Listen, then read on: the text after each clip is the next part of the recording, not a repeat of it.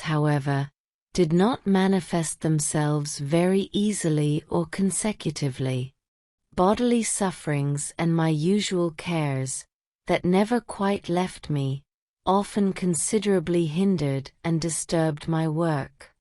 I had scarcely settled down comfortably in my rooms, the northerly aspect of which exposed them to frequent gusts of wind, from which I had practically no protection in the form of heating appliances, and had barely got over the demoralizing effect of dysentery, when I fell a victim to a specific Venetian complaint, namely a carbuncle on my leg, as the result of the extreme change of climate and of air.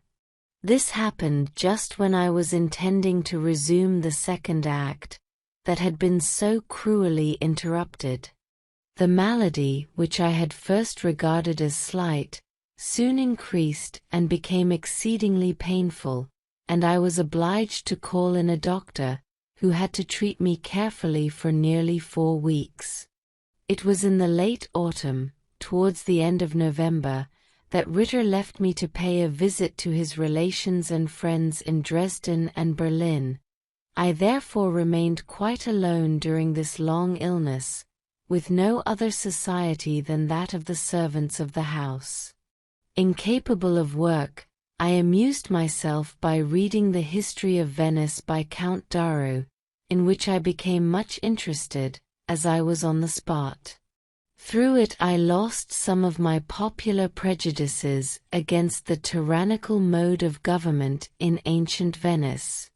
The ill-famed Council of Ten and the State Inquisition appeared to me in a peculiar, although certainly horrible light.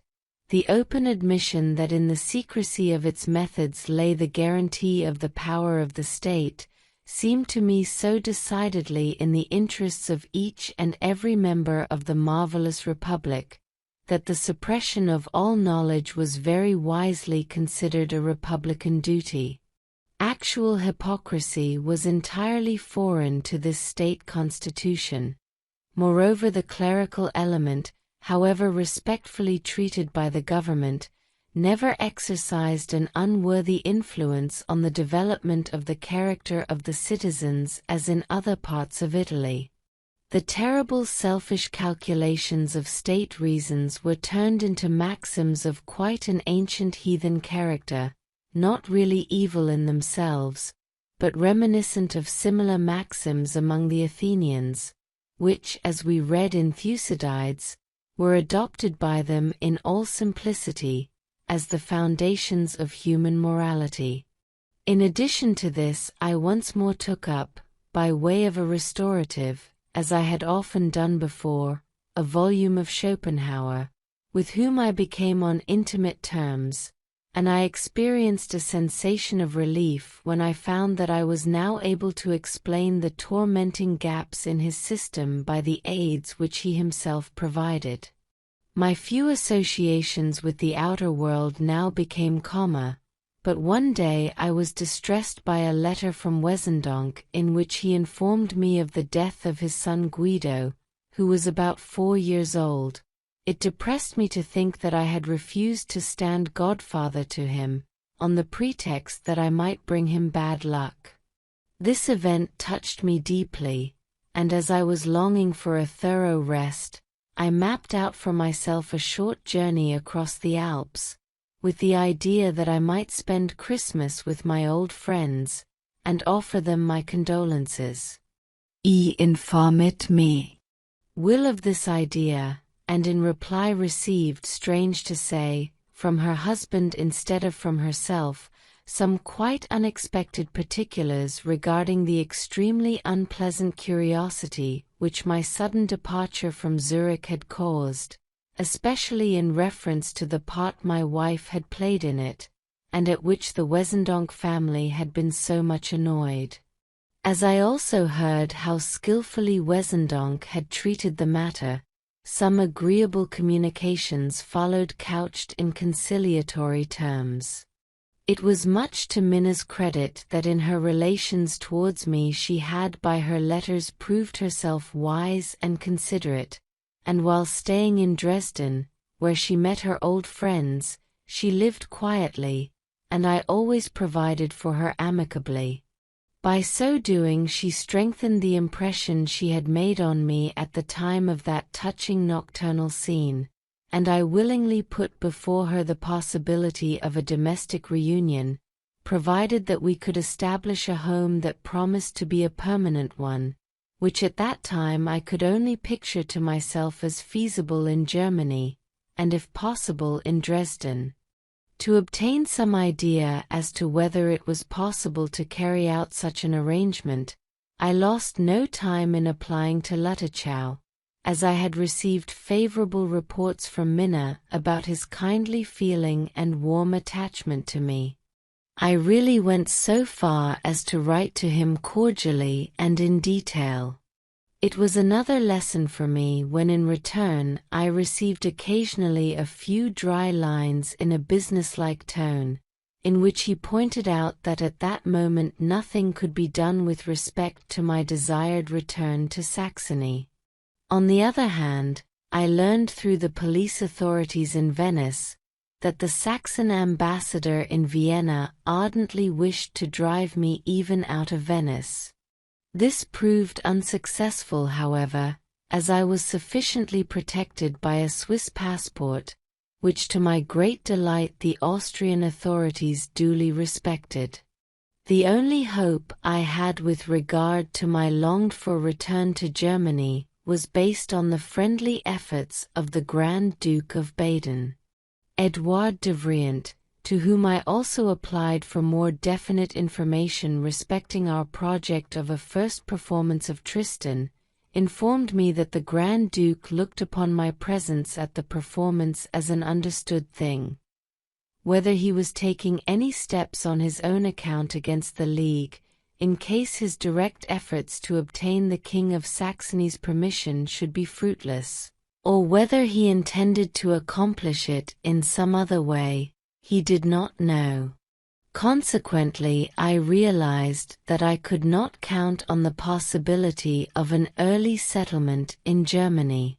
A great deal of my time was taken up in correspondence with the object of procuring the necessary means of subsistence, which at that time, owing to the divided household, made no small calls upon my purse.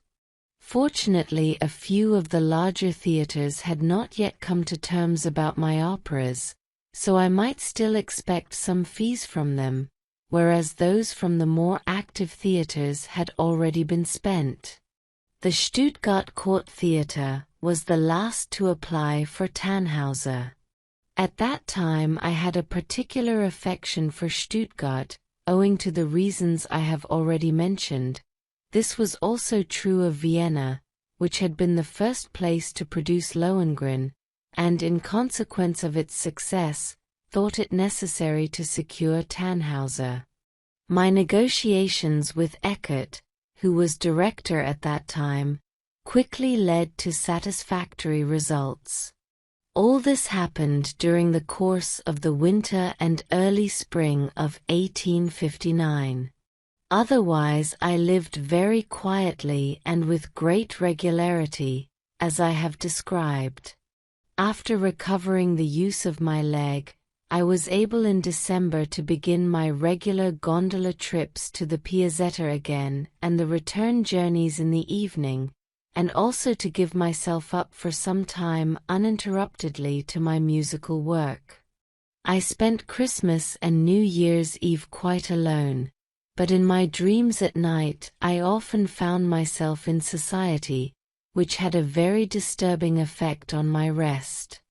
At the beginning of 1859 Karl Ritter suddenly turned up again at my rooms for his usual evening visits.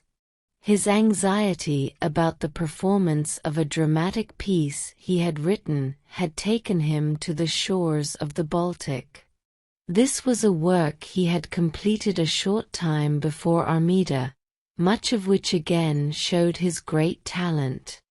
The tendency of the whole play is to show terrible glimpses of the poet's soul, and these prevent one from passing a favorable judgment on some parts of the piece, but other parts, notably the meeting of Rinaldo with Armida, and the violent birth of their love, are depicted by the author with real poetic fire. As is the case with all such works, which are in reality always hampered by the superficiality of the dilettanti, much should have been altered and rewritten for stage effect. Karl would not hear of this.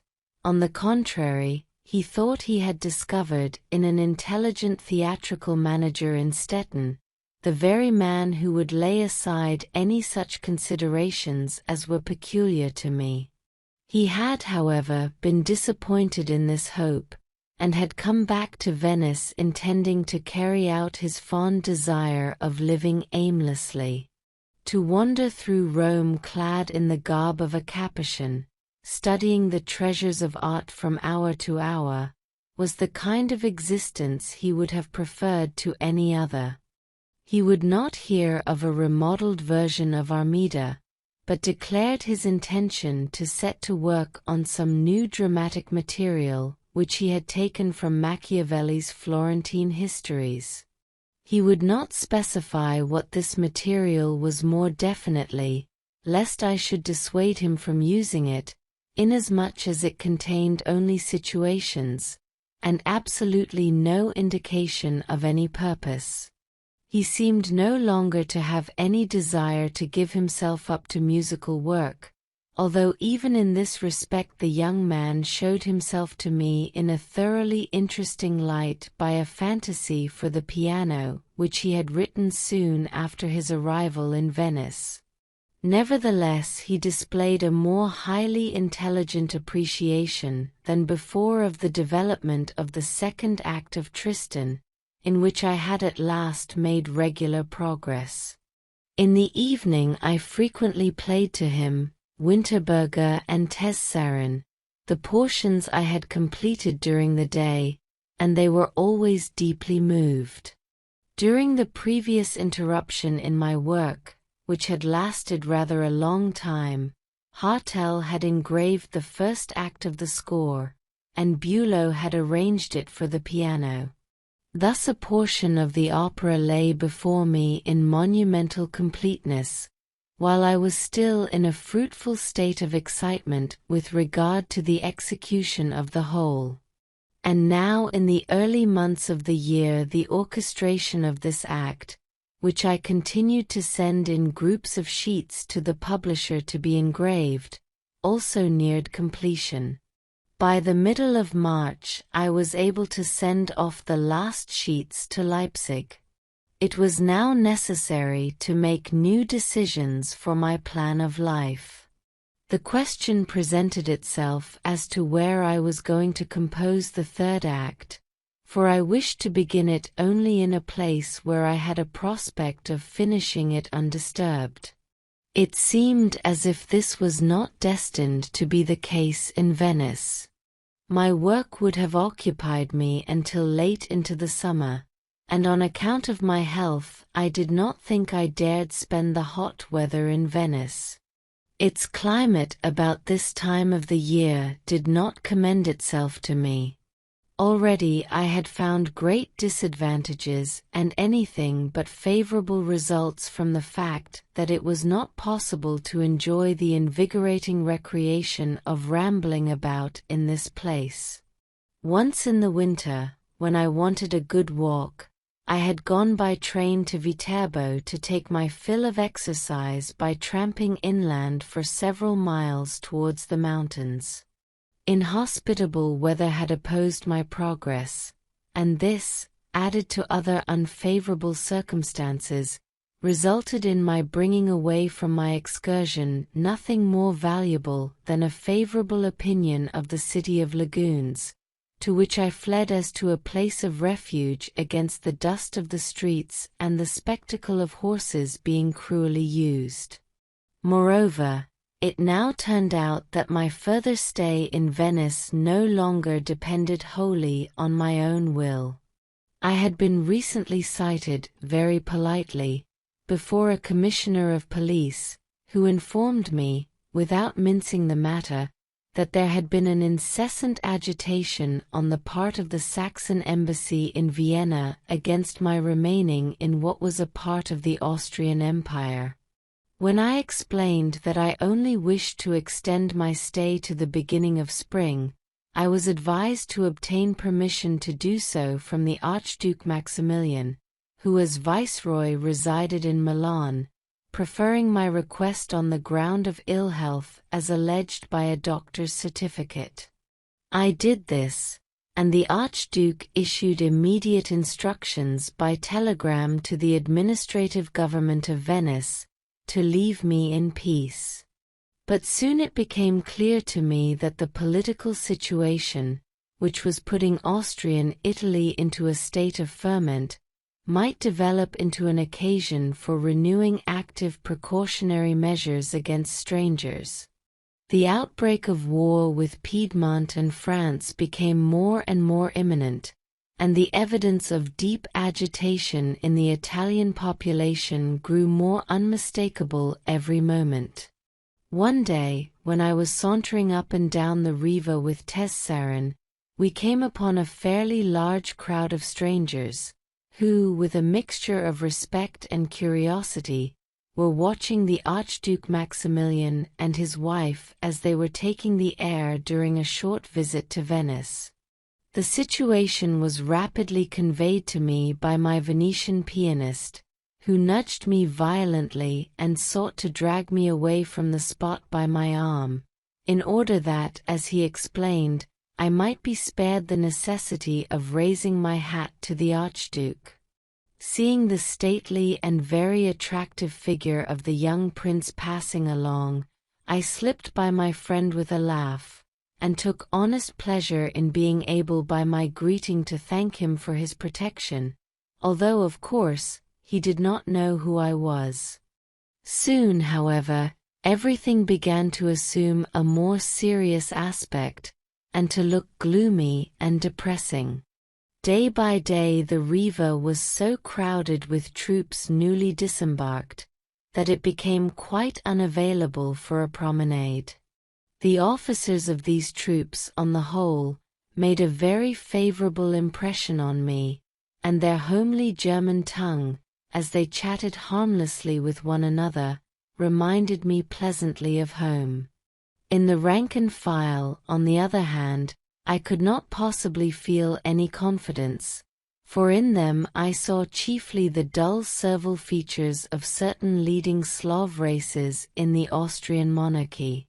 One could not fail to recognize in them a certain brute force, but it was no less clear that they were entirely devoid of that naive intelligence which is such an attractive characteristic of the Italian people. I could not but grudge the former race their victory over the latter. The facial expression of these troops recurred forcibly to my memory in the autumn of this year in Paris, when I could not avoid comparing the picked French troops, the chasseurs de Vincennes and the Zouaves, with these Austrian soldiers, and without any scientific knowledge of strategy, I understood in a flash the battles of Magenta and Solferino.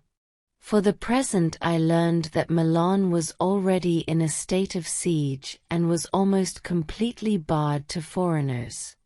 As I had determined to seek my summer refuge in Switzerland on the Lake of Lucerne, this news accelerated my departure, for I did not want to have my retreat cut off by the exigencies of war.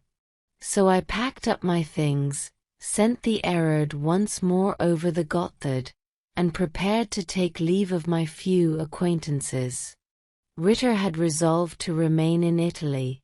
He intended to go to Florence and Rome, whither Winterberger, with whom he had struck up a friendship, had hurried in advance. Winterberger declared that he was provided by a brother with money enough to enjoy Italy, an experience which he declared necessary for his recreation and recovery, from what disease I do not know. Ritter therefore counted upon leaving Venice within a very short time. My leave-taking with the worthy Dolgoruko, whom I left in great suffering, was very sincere, and I embraced Karl at the station, probably for the last time, for from that moment I was left without any direct news of him, and have not seen him to this day. On the 24th of March, after some adventures caused by the military control of strangers, I reached Milan, where I allowed myself to stay 3 days to see the sights. Without any official guide to help me, I contented myself with following up the simplest directions I could obtain to the Brera, the Ambrosian Library, the Last Supper of Leonardo da Vinci, and the cathedral. I climbed the various roofs and towers of this cathedral at all points. Finding, as I always did, that my first impressions were the liveliest, I confined my attention in the Brera chiefly to 2 pictures which confronted me as soon as I entered. They were Van Dyck's Saint Anthony before the Infant Jesus and Crespi's Martyrdom of Saint Stephen.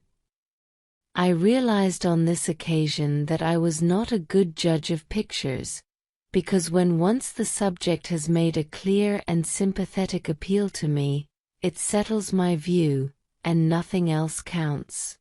A strange light, however, was shed on the effect made by the purely artistic significance of a masterpiece, when I stood before Leonardo da Vinci's Last Supper, and had the same experience as everyone else.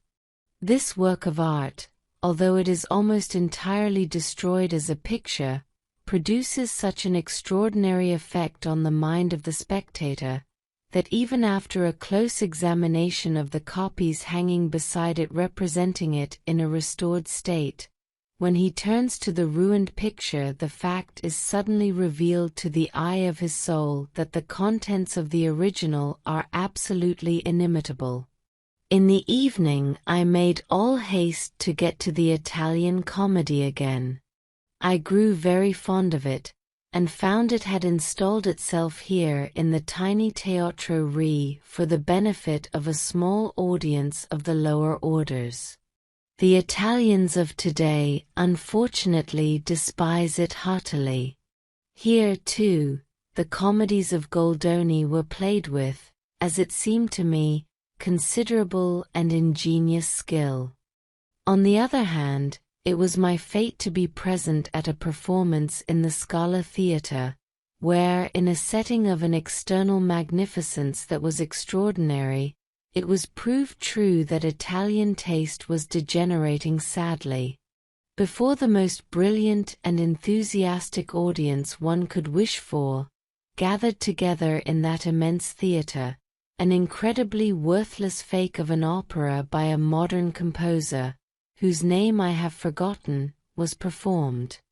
The same evening I learned, however, that although the Italian public was passionately fond of song, it was the ballet which they regarded as the main item, for obviously the dreary opera, at the beginning, was only intended to prepare the way for a great choreographic performance on a subject no less pretentious than that of Antony and Cleopatra. In this ballet I saw even the cold politician Octavianus, who until now had not so far lost his dignity as to appear as a character in any Italian opera, acting in pantomime and contriving fairly successfully to maintain an attitude of diplomatic reserve. The climax, however, was reached in the scene of Cleopatra's funeral. This afforded the immense staff of the ballet an opportunity for displaying the most varied picturesque effects in highly characteristic costumes. After receiving these impressions all by myself, I traveled to Lucerne one brilliant spring day by way of Como, where everything was in full blossom, through Lugano, which I knew already, and the Gotthard, which I had to cross in small open sledges along towering walls of snow. When I reached Lucerne, the weather was bitterly cold, in contrast with the genial spring I had enjoyed in Italy. The allowance of money I had made for my stay in Lucerne was based on the assumption that the big Hotel Schweizerhof was quite empty from about this time until the summer season began, and that without further preliminaries I should be able to find a lodging there both spacious and free from noise. This hope had not been entertained in vain. The courteous manager of the hotel, Colonel Sagesser, allotted to me a whole floor in the annex on the left, to occupy at my pleasure. I could make myself quite comfortable here in the larger rooms at a moderate price. As the hotel at this time of the year had only a very small staff of servants, it was left to me to make arrangements for someone to wait upon me. For this purpose, I found a careful woman well suited to look after my comfort. Many years afterwards, remembering the good services she had rendered me, especially later on when the number of guests had increased, I engaged her as my housekeeper. Soon my things arrived from Venice. The Erard had been obliged to cross the Alps again when the snow was on the ground. When it was set up in my spacious drawing-room, I said to myself that all this trouble and expense had been incurred to enable me at last to complete the third act of Tristan und Isolde.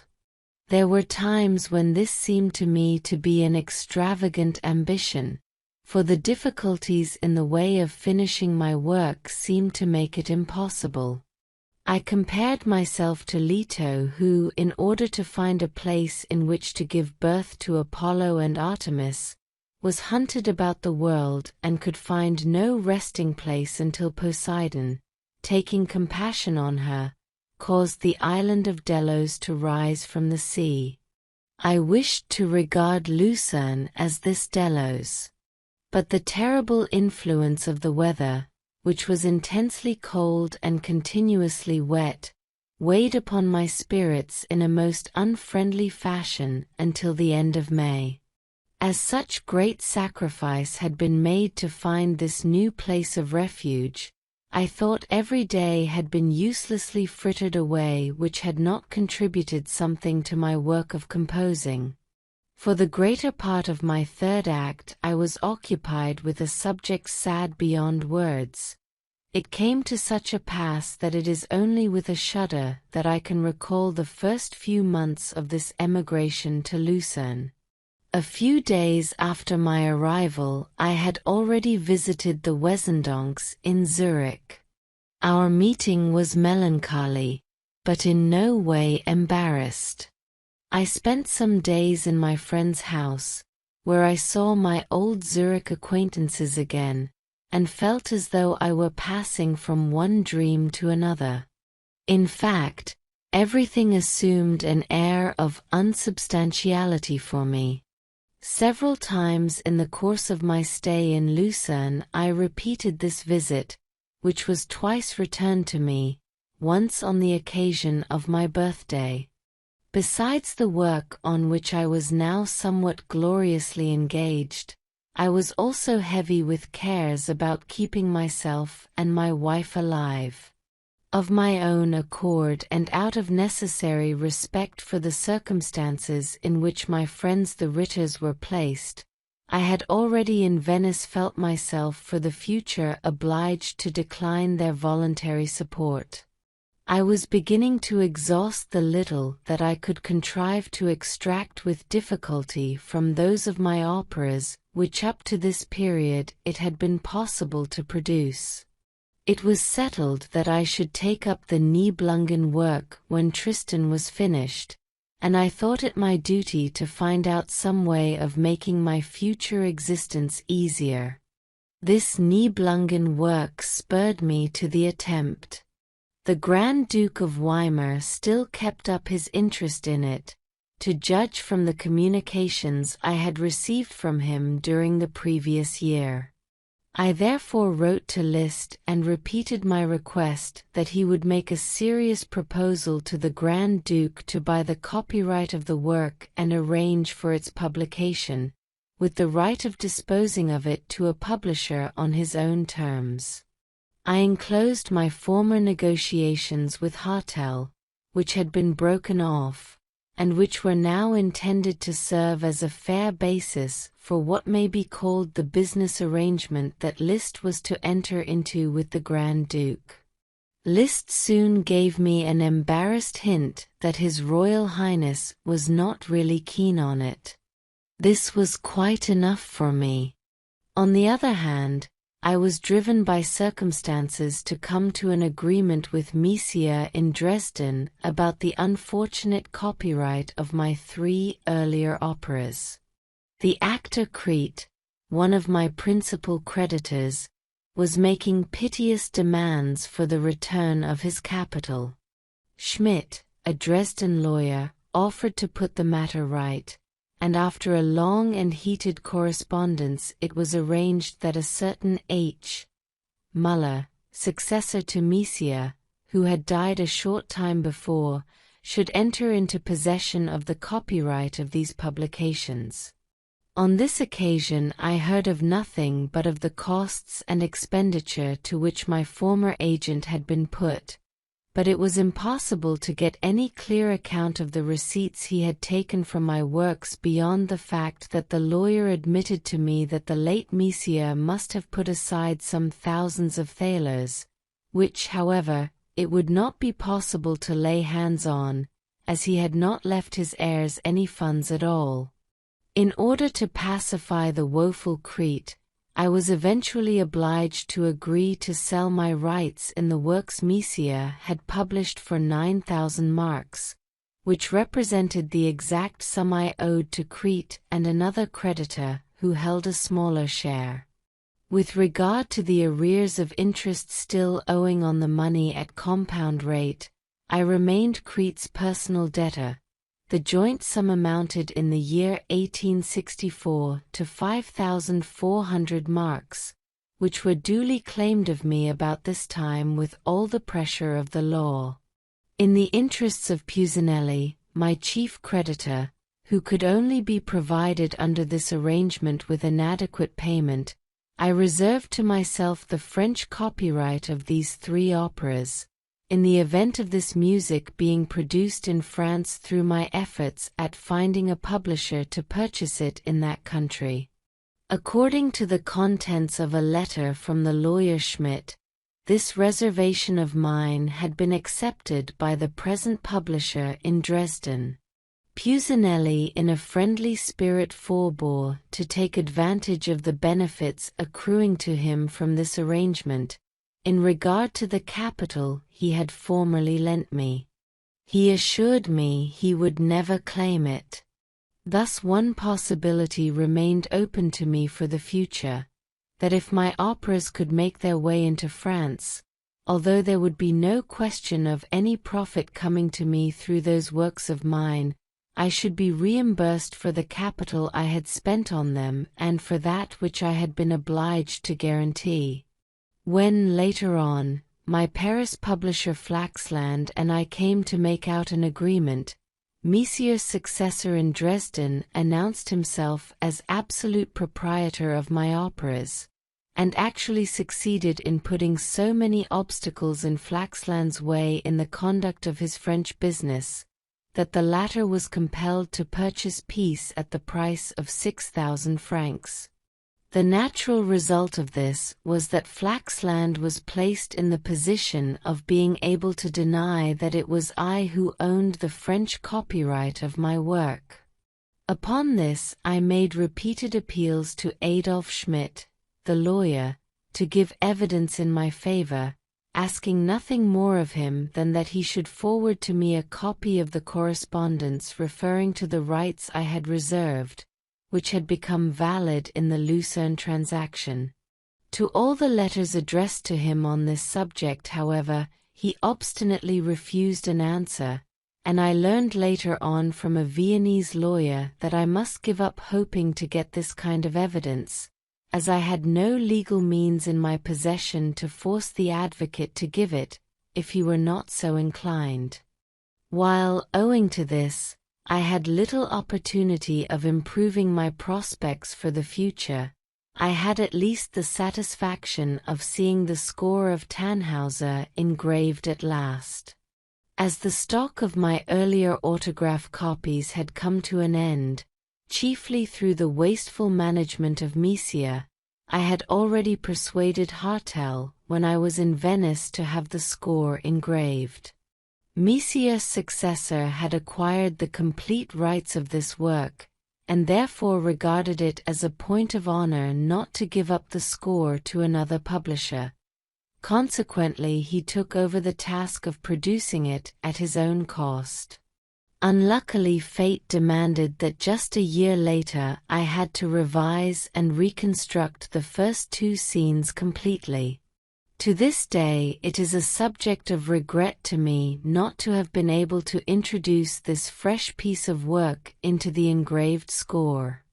The Hartels, never faltering in their assumption that Tristan might provide good food for the theatre, set their men busily to work upon engraving the score of the second act, while I was at work on the third. The process of registering corrections, while I was in the throes of composing the third act, one long ecstasy, wielded over me a strange, almost uncanny influence. For in the first scenes of this act it was made clear to me that in this opera, which had been most unwarrantably assumed to be an easy one to produce, I had embodied the most daring and most exotic conception in all my writings. While I was at work on the great scene of Tristan, found myself often asking whether I was not mad to want to give such work to a publisher to print for the theatre. And yet I could not have parted with a single accent in that tale of pain, although the whole thing tortured me to the last degree. I tried to overcome my gastric troubles by using, among other things, kissing and water in moderate doses. As I was fatigued and made incapable of work by the early walks I had to take during this treatment, it occurred to me to take a short ride instead. For this purpose the hotel manager lent me a horse, aged 25, named Lise. On this animal I rode every morning as long as it would carry me. It never conveyed me very far, but turned back regularly at certain spots without taking the slightest notice of my directions. Thus passed the months of April, May, and the greater part of June, without my completing even half of my composition for the third act, and all the while I was contending with a mood of the deepest melancholy. At last came the season for the visitors to arrive. The hotel with its annexes began to fill, and it was no longer possible to think of maintaining my exceptional privilege with regard to the use of such choice quarters. It was proposed to move me to the second story of the main building, where only travelers who spent the night on their way to other places in Switzerland were put up, whereas in the annexes people were lodged who came to make a long stay, and who used their rooms day and night. As a matter of fact, this arrangement answered admirably. From this time forward I was completely undisturbed during the hours of my work in my little sitting room with its adjoining bedchamber, as the rooms engaged for the night by strangers in this story were perfectly empty in the daytime. Really splendid summer weather set in eventually, lasting a good 2 months with a continuously cloudless sky.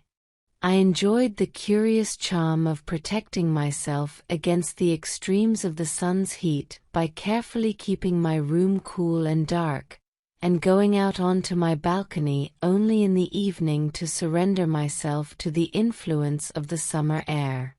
2 good horn players gave me great pleasure by providing a performance of simple folk songs almost regularly in a skiff on the lake.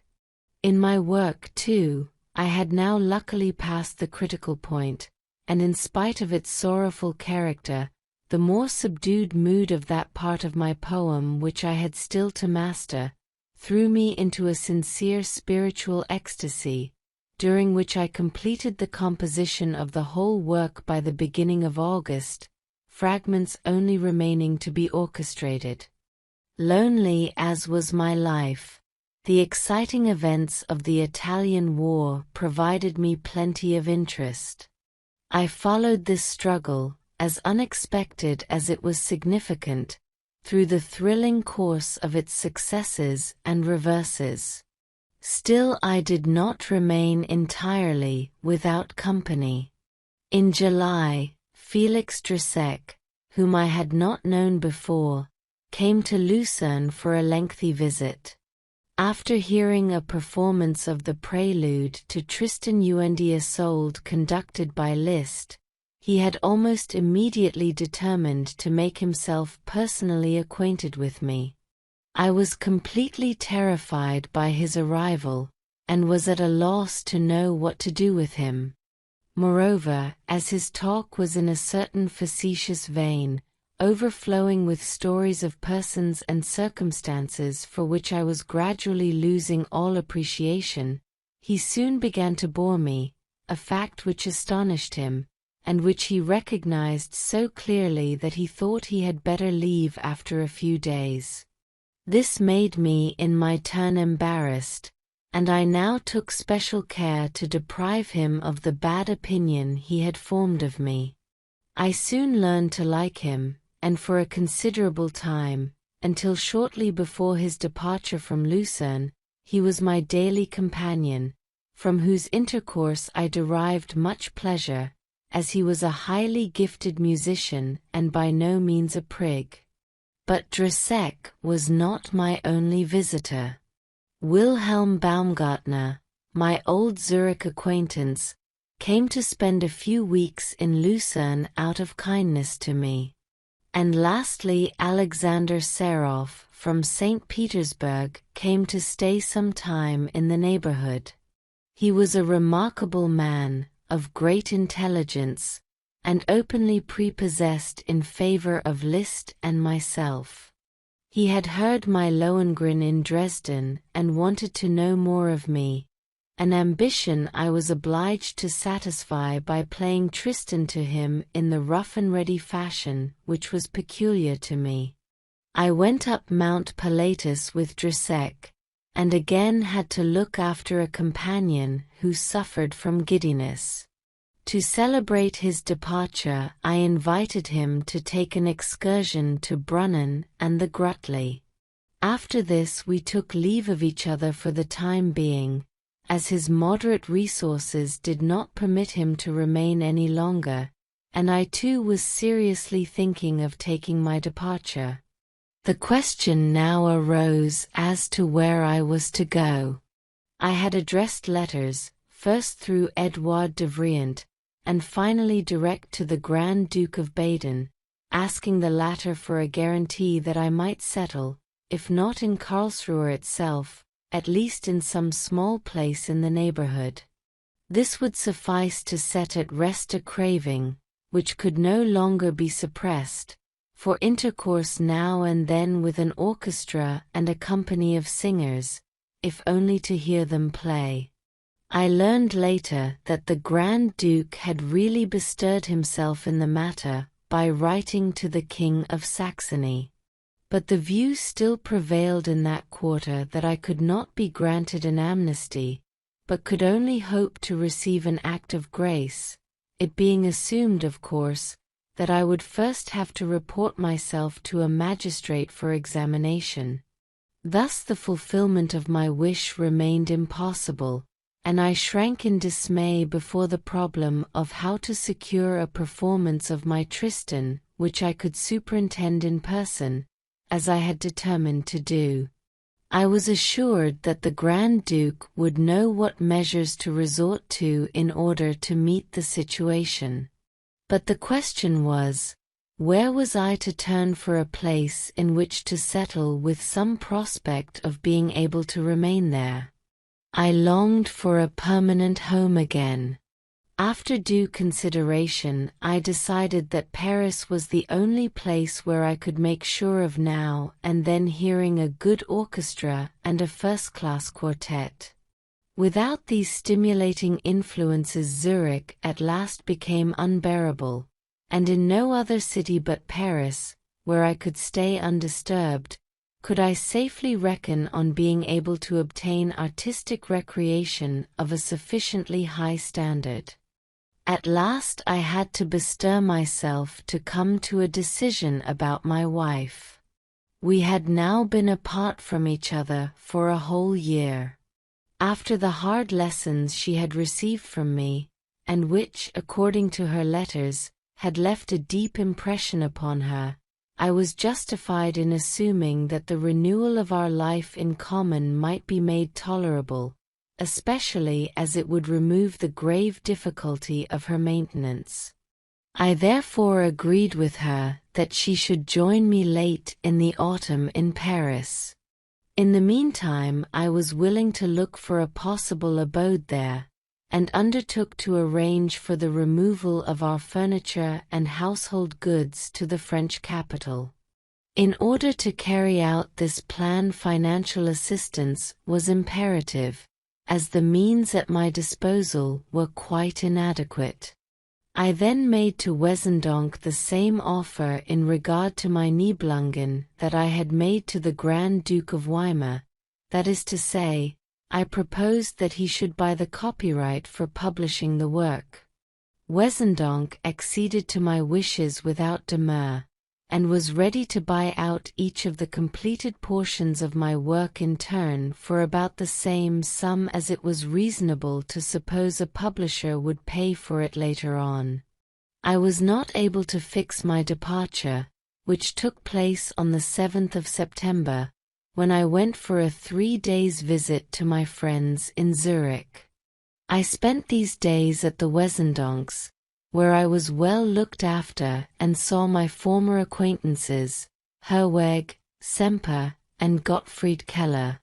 One of the evenings I spent with them was marked by an animated dispute with Semper over the political events of the time.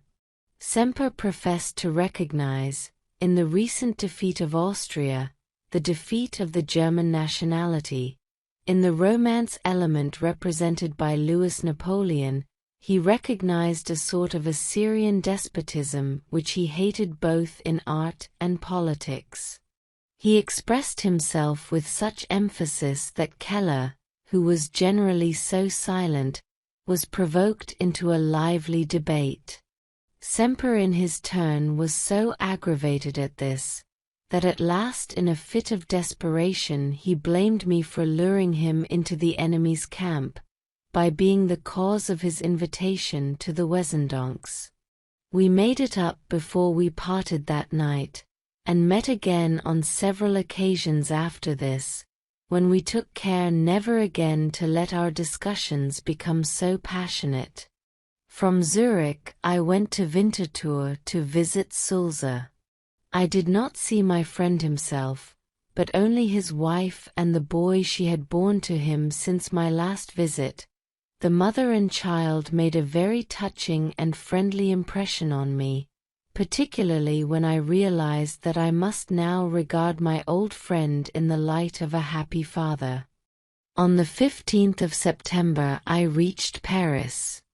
I had intended to fix my abode somewhere in the neighborhood of the Champs-Élysées, and with this object in view at once looked out for temporary lodgings in that district, which I found eventually in the Avenue de Matignon. My main object was to discover my desired peaceful place of refuge in some small house remote from the thoroughfares.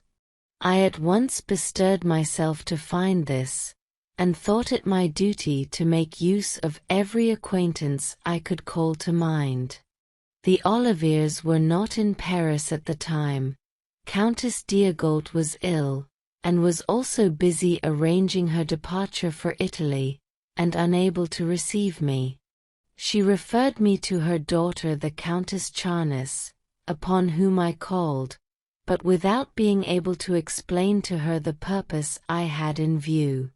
I also looked up the Herald family, who had received me in such a friendly way on my last visit to Paris, but I found Madame Herald in a strange and morbidly excitable state of mind, the result of ill health, so that instead of discussing my views with her, my only thought was to keep her calm and avoid upsetting her by even the slightest appeal for help.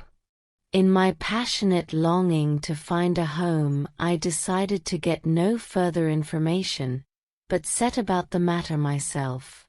At last I discovered in the Rue Newton, near the Barrière de l'Étoile, a side street off the Champs-Élysées, not yet completed in accordance with a former plan of Paris, a nice little villa with a small garden.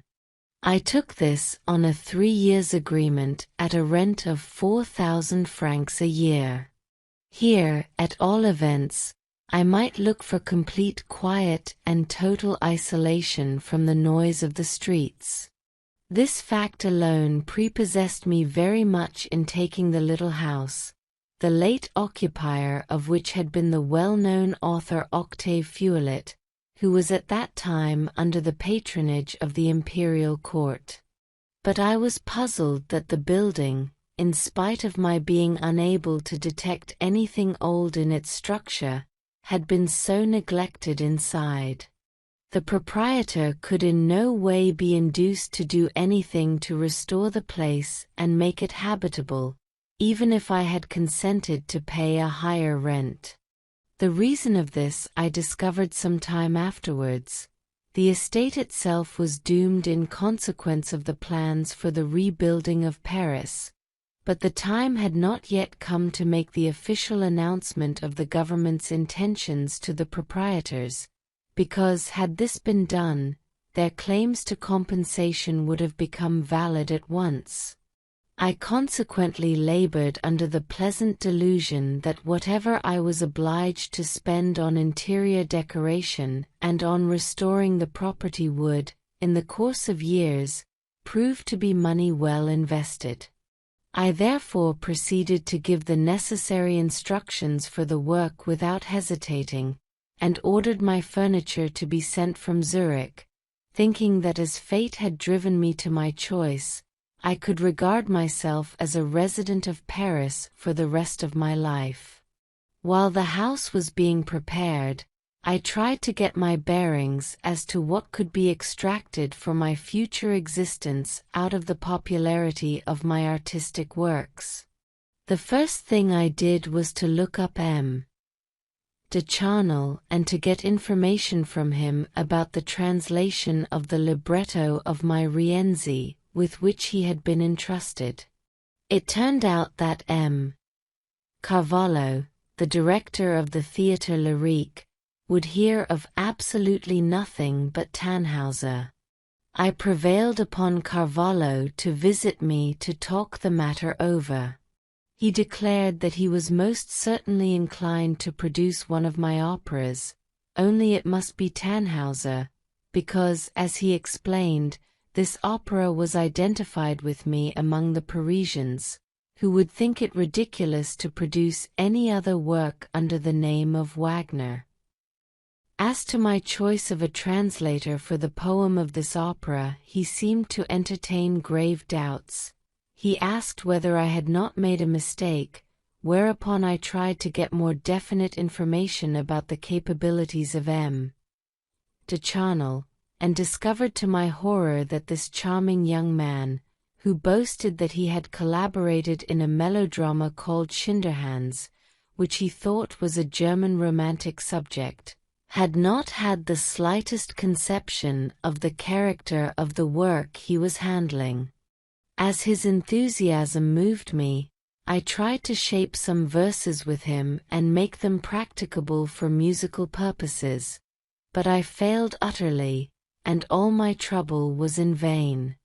Bülow had once drawn my attention to Auguste de Gasparini, a young doctor who had ceased to practice, and whose acquaintance he had made in Baden-Baden, where he discovered that he was extraordinarily fond of my music. I called upon him without loss of time, and as he was not in Paris, I wrote to him. This man sent his friend Leroy to me with a letter of recommendation. He was a well-educated Parisian music master, who won my esteem by his attractive personality. My confidence in him was aroused, because he at once dissuaded me from associating myself with an obscure journalist on a theatrical newspaper, in which character M. de Charnel finally disclosed himself, and advised me to go to Roger, a highly gifted and experienced operatic singer, who had been a favorite with the Parisian public and was master of the German language. This lifted a load from my heart. I accepted the invitation which Leroy arranged for me through another friend, who took me down to Roger's country place one day to meet him. I have forgotten the name of this large estate which was occupied by the Paris tenor, whose fame had been so celebrated up to that time. The chateau had once belonged to a marquis, and was built in a very sumptuous style and surrounded by extensive hunting grounds. It was the desire to handle a gun and make use of these grounds, which he loved, that, only a short time before, had landed this charming singer in a terrible disaster which had shattered his right arm.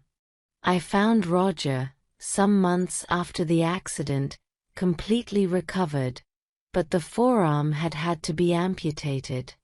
The question now was whether a famous mechanician, who had promised to make him a perfect substitute for the lost limb even in the matter of free gesticulation, would be able to carry out his task. He succeeded fairly well, as I saw with my own eyes some time later, when I witnessed Roger act in a benefit performance which the Grand Opera had given him, and use his arm so ingeniously that he received great applause for this reason alone. In spite of this, he had to accept the fact that he was regarded as disabled, and that his career at the Grand Opera in Paris had come to a close. For the time being he seemed to be glad to secure for himself some sort of literary occupation, and accepted with much pleasure my proposal that he should make a translation of Tannhauser for practical use. He sang to me the French text of some of the main themes which he had already translated, and they seemed to me good. After I had spent a day and a night with the singer, who had once been such a popular favorite, and was now condemned to look forward to a sad decline, I felt in very good spirits and full of hope, more especially as his intelligent way of approaching my opera gave me a pleasing idea of the extent to which it was possible to cultivate the French mind. In spite of this, I had soon to give up the notion of Roger's working for me, as for a long time he was entirely absorbed in trying to make secure the position into which he had fallen through his terrible accident. He was so busy with his own affairs that he could hardly give me an answer to my inquiries, and for the time being I lost sight of him altogether. I had come to this arrangement with Roger more by chance than out of necessity, as I continued to adhere firmly to my plan simply to seek a suitable pied-à-terre in Paris. My serious artistic enterprises, on the other hand, were still directed to Germany, from which, from another point of view, I was an enforced exile. Soon, however, the whole aspect of affairs changed.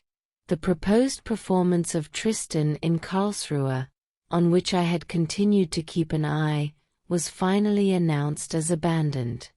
I had to remain uncertain as to the precise reason why this undertaking had been given up, which at an earlier stage had apparently been pursued with so much zeal.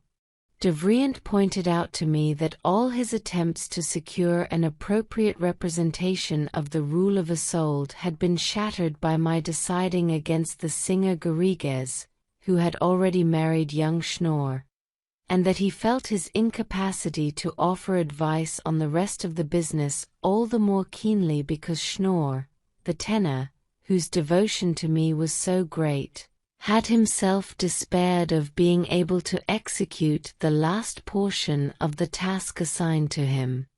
I realized at once that this was an obstacle which I should have been able to overcome, together with all its disastrous consequences, if I had been permitted, even for a brief space of time, to visit Karlsruhe. But the mere expression of this wish seemed, as soon as it was reiterated, to arouse the bitterest feelings against me.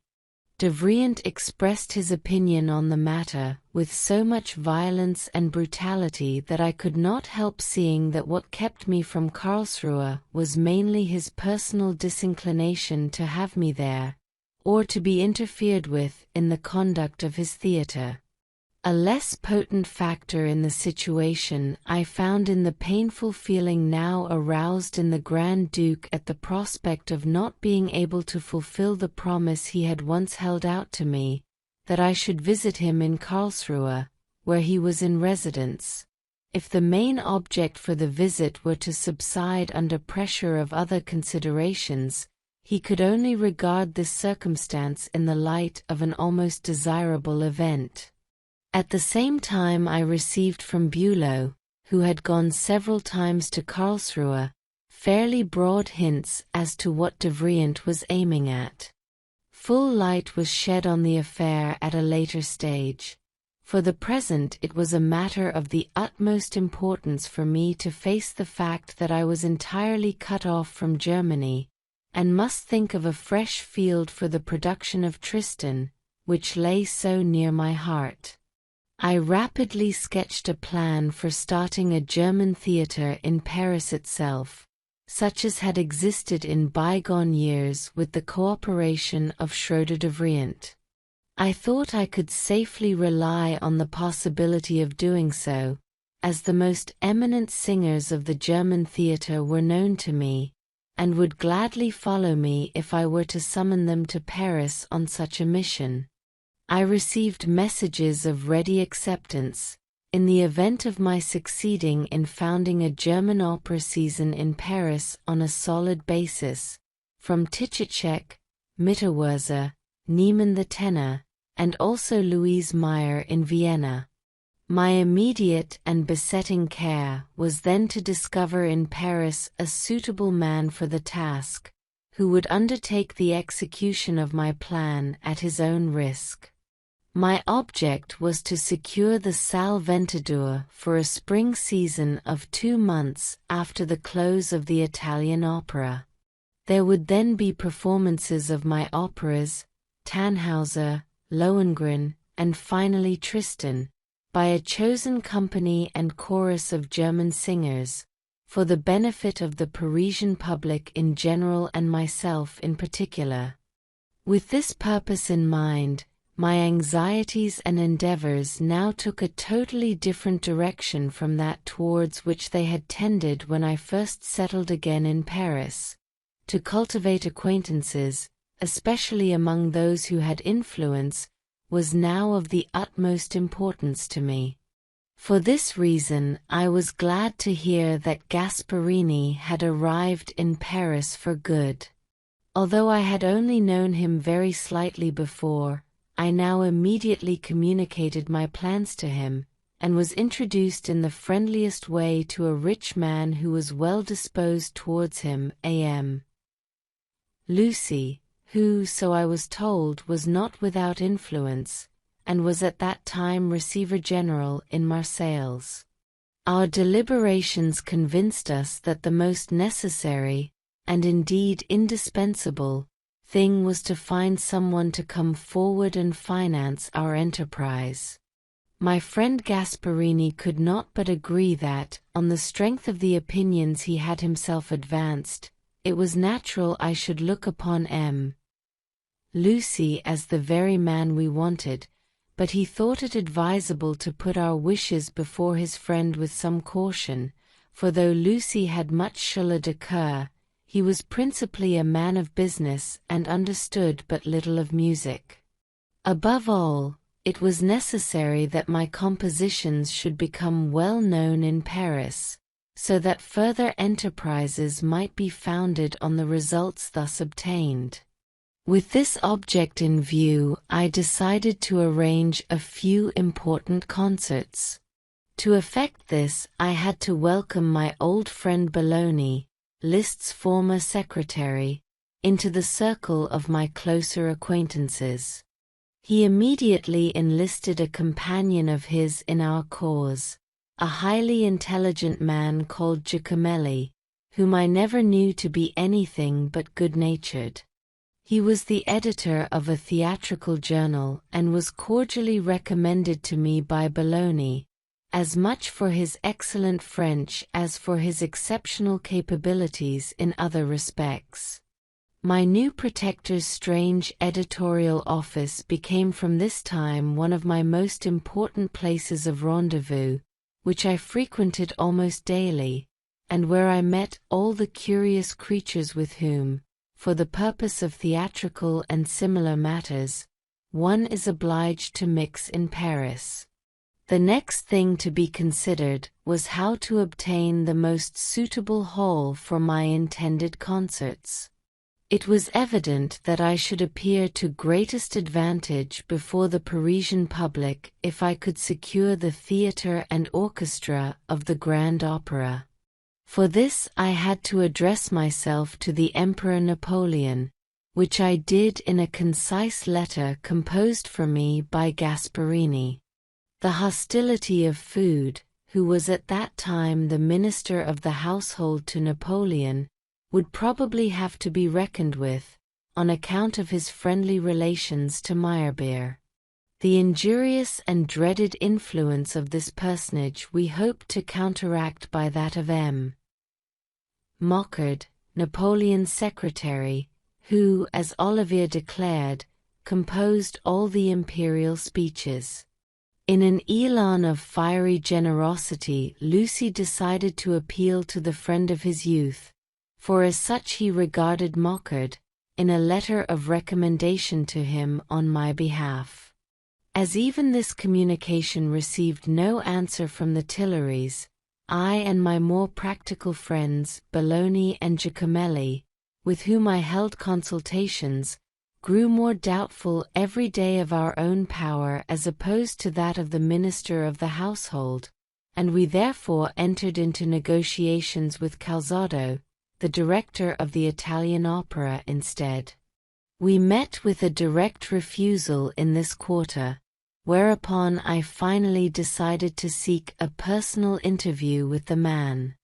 By a power of persuasion which astonished even myself, and above all, by holding out the prospect of my Tristan at the Italian Opera possibly proving a huge success, I actually succeeded in at last obtaining his consent to let the Salle Ventadour for 3 evenings with a week's interval between each.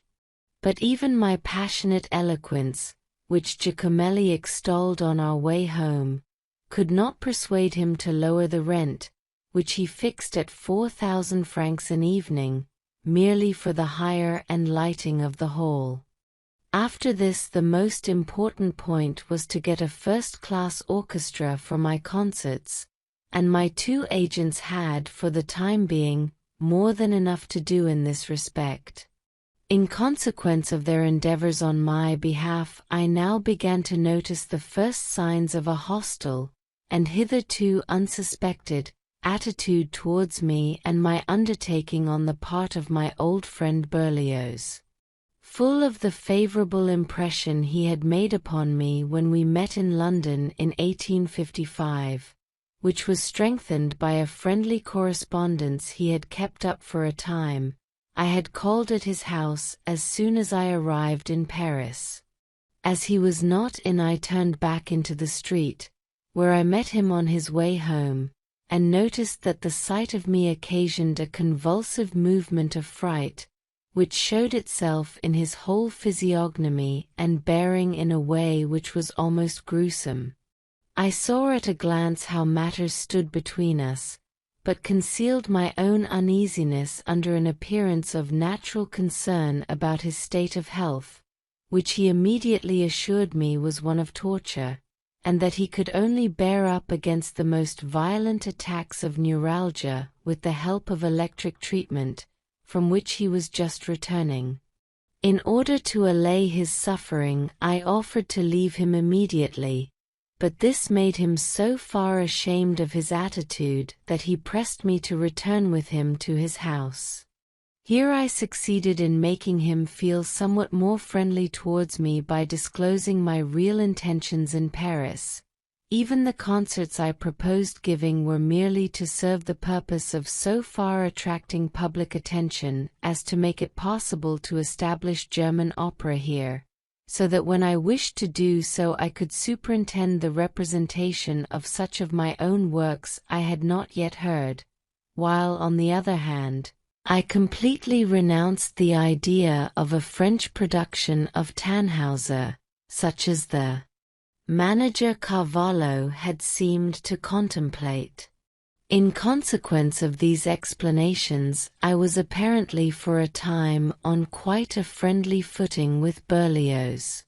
I consequently thought that, with regard to the engagement of musicians for the proposed concerts, I could not on this occasion do better than refer my agents to this experienced friend, whose advice would certainly prove invaluable. They afterwards informed me that Berlioz had at first shown himself sympathetically inclined, but his manner had suddenly changed one day when Madame Berlioz enterezzerum verte wäre discussing matters, and exclaimed in A-tone of angry surprise. Comment, je kreuzke vos donnes des consals pour les concerts de M. Wagner. Bologna then discovered that this lady had just accepted a valuable bracelet sent her by Meyerbeer. Being a man of the world, he said to me, "Do not count upon Berlioz," and there the whole matter ended. From this time forward Bologna's bright face was clouded over with an expression of the deepest anxiety. He thought he had discovered that the whole Parisian press was exceedingly hostile towards me, which he had not the slightest doubt was due to the tremendous agitation Meyerbeer had set on foot from Berlin. He discovered that an urgent correspondence had been carried on from there with the editors of the principal Paris journals, and that amongst others the famous Fiorentino had already taken advantage of Meyerbeer's alarm at my Parisian enterprise, to threaten him with praise of my music, thus naturally exciting Meyerbeer to further bribery. This increased Bologna's anxiety, and he advised me, above all, to try and find financial support for my plans, or if I had no prospect of this, to rely on the imperial power alone. He pointed out that it was absolutely impossible for me to carry out the concerts entirely on my own responsibility without financial support, and his arguments had the effect of making me decide to be careful, for what with my journey to Paris and my installation there, my funds were thoroughly exhausted. So I was again forced to enter into negotiations with the Tuileries about the letting of the opera house and its orchestra free of charge. Olivier now came forward with judicious advice and introductions, which brought me into touch with all kinds of people, and amongst others with Camille Doucet, a leading member of Food's ministry and also a dramatic author. By this means I hoped to penetrate into the presence of Meyerbeer's admirer, the unapproachable and terrible Minister of State. One result of these introductions, however, was that I formed a lasting friendship with Jules Ferry, though our acquaintance proved quite useless to the immediate purpose in hand. The Emperor and his secretary remained obstinately silent, and this even after I had obtained the Grand Duke of Baden's consent to the intercession of his ambassador in Paris on my behalf, and also that of the Swiss ambassador, Dr. Kern, whose combined forces were to try and enlighten me, and possibly also the Emperor, about Food's maneuvers. But it was useless. All remained silent as before. Under these circumstances I regarded it as a freak of fate that Minna should announce her readiness to join me in Paris, and that I should have to expect her arrival shortly. In the selection as well as in the arrangement of the little house in the Rue Newton, I had had particular regard to our future existence together.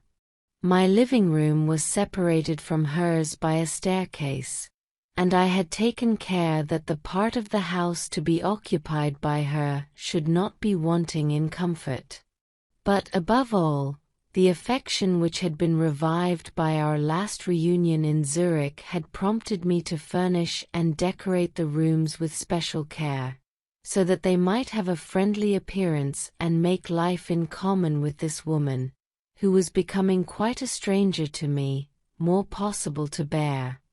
On account of this, I was afterwards reproached with a love of luxury. There was also a possibility of arranging a drawing room in our house, and though I had not intended to be extravagant, I finally discovered that, in addition to the trouble of negotiations with unreliable Parisian workmen, I was drawn into expenses I had not counted upon. But I comforted myself with the reflection that, as it could not be helped now, Minna would at least be pleased when she entered the house she was henceforth to manage. I also thought it necessary to get a maid for her, and a particularly suitable person was recommended me by Madame Herold. I had also engaged a manservant as soon as I arrived, and although he was rather a thick-headed Swiss from Valais, who had at one time belonged to the Pope's bodyguard, he soon became quite devoted to me. In addition to these two servants there was my wife's former cook, whom she had taken with her from Zurich, and by whom she was accompanied when at last I was able to go and meet her at the station on the 17th of November. Here Minna immediately handed me the parrot and her dog Phipps, which involuntarily reminded me of her arrival in the harbor of Rorschach 10 years ago. Just as she had done on that occasion also, she now immediately gave me to understand that she did not come to me out of need, and that if I treated her badly she knew quite well where to go. Moreover, there was no denying that since then a not unimportant change had taken place in her. She owned that she was filled with a similar anxiety and fear like a person feels who is about to enter a new situation, and did not know whether she would be able to stand it. Here I sought to divert her thoughts by acquainting her with my public position, which as my wife she would naturally share. Unfortunately she could not understand this at all, and it failed to make any appeal to her, while her attention was immediately absorbed by the interior arrangement of our house. The fact of my having taken a manservant merely filled her with scorn, but that, under the title of lady's maid, I should have provided her with what I had really considered a very necessary attendant, made her furious. This person, whom Madame Herold had recommended to me with the assurance that she had shown angelic patience in the care of her sick and aged mother, speedily became so demoralized by Minna's treatment of her that, at the end of a very short time, I of my own accord hurriedly dismissed her, and in doing so was violently reproached by my wife for giving the woman a small tip. To an even greater extent did she succeed in spoiling my manservant, who finally refused to obey her orders, and when I found fault with him became so impertinent towards me also that I had to send him away at the shortest notice.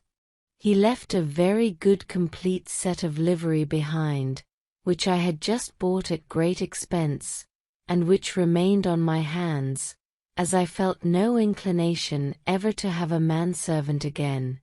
On the other hand, I cannot but bear the highest testimony in favor of the Swabian Therese, who from this time forward performed the entire service of the household alone during the whole of my sojourn in Paris.